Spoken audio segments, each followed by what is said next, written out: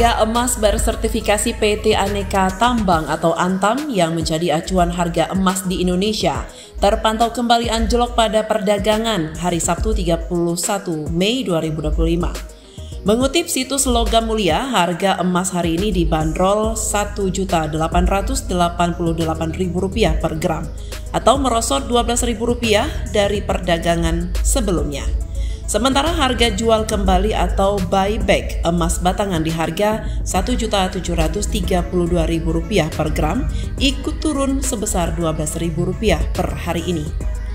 Jika dikalkulasikan antara harga beli dan buyback emas Antam, keduanya saat ini memiliki selisih Rp156.000.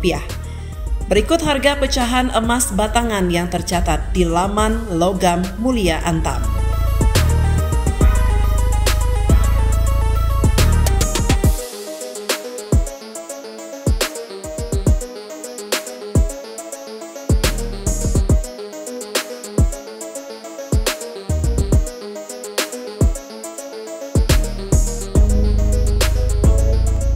Tim Liputan Kanal Inspirasi TV melaporkan.